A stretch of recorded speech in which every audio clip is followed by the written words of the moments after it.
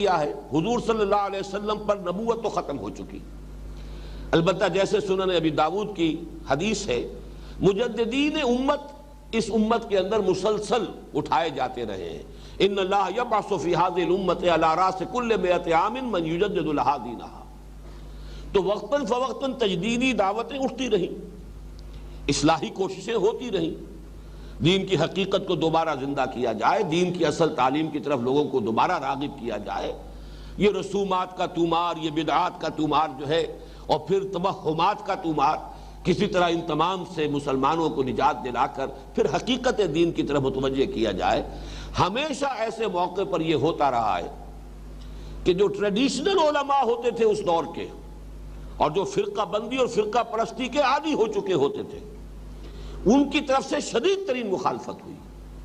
تمام مجددین امت کی سب سے بڑھ کر مخالفت اپنے اپنے زمانے، اپنے اپنے دور کے علماء کی طرف سے ہوئی۔ ان کے خلاف فتوے دیے تو انہوں نے دیے۔ آپ کو معلوم ہے شیخ احمد سرہندی رحمۃ اللہ علیہ کے بارے میں فتویٰ جو بھی اس دور کے چوٹی کے علماء تھے انہوں نے دیا تھا۔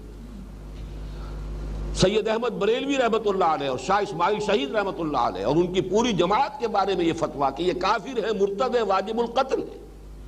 500 مفتیان کرام کا فتویٰ تھا، اور مجھے یہ دکھایا بھی ہے پنج پیر میں جو مولانا محمد طاہر صاحب ہوا کرتے تھے رحمۃ اللہ علیہ،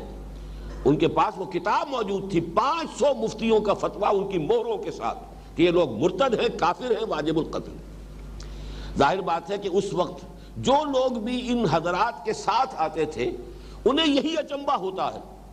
کہ آخر انہیں کیا ہو گیا، یہ کتاب کے پڑھنے پڑھانے والے، قرآن کے جاننے والے، علم دین رکھنے والے، مسلمانوں کے پیشوا، اور دین ہی کی حقیقت جو ہے دوبارہ پیش کی جا رہی ہے، کتاب و سنت کے دلائل سے بات کی جا رہی ہے، پھر وجہ کیا ہے؟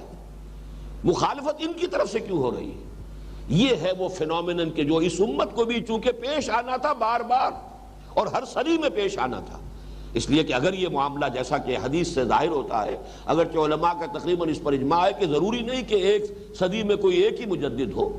متعدد بھی مجددین ہو سکتے ہیں، متعدد کوششیں ہو سکتی ہیں، لیکن جب بھی کبھی دین کی اصل تعلیم کی طرف دوبارہ رجوع کرنے کی دعوت ابھری ہے، جو اس وقت کے علماء ہوتے تھے، جو مسند نشین ہوتے ہیں، جن کے فتوے چلتے ہیں، جن کو کہ مذہبی سیادت اور قیادت کا منصب حاصل ہوتا ہے، ان کی طرف سے شدید مخالفت ہوتی رہی ہے پوری تاریخ اسلامی کے دوران۔ اور یہ اصل میں وہی بات ہے جو یہاں پر آئی ہے، افتطمعون ان یؤمنوا لکم، مسلمانوں کو حیرت ہوتی تھی کہ اور کسی کے لیے اگر کوئی اپراہٹ ہے، کوئی اجنبیت ہے تو بات سمجھ میں آتی ہے۔ مشرکین عرب کے لیے یہ بات اگر قبول کرنا مشکل ہے، جیسے کہ سورہ شورى میں بھی فرمایا خود اللہ تعالیٰ نے،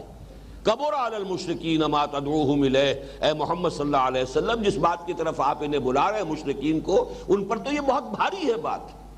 آسان کام نہیں ہے، لیکن ان کے لیے تو بہت آسان۔ اللہ کو ماننے والے، توحید کا دعویٰ کرنے والے، نبوت و رسالت کو تسلیم کرنے والے، کتاب کے حامل، شریعت کے حامل، دین کے بارے میں اور دینی شریعت کے اور احکام کے اعتبار سے ان کے حوالے سے فتویٰ دینے والے، آخر ان کے لیے کیا رکاوٹ ہے؟ اب تجدیدی جد و جہد کے ساتھ وابستہ لوگوں کو بڑے صبر کی ضرورت ہے۔ یہ توقع نہ رکھیں کہ یہ بات تو بالکل سیدھی سی ہے، لوگ مان لیں گے، اور خاص طور پر وہ لوگ مان لیں گے جن کا اوڑھنا بچھونا یہی دین ہے۔ اس لیے کہ جب دین ایک پروفیشن کی شکل اختیار کر لیتا ہے، جب دین کے ساتھ دنیاوی مفادات وابستہ ہو جاتے ہیں،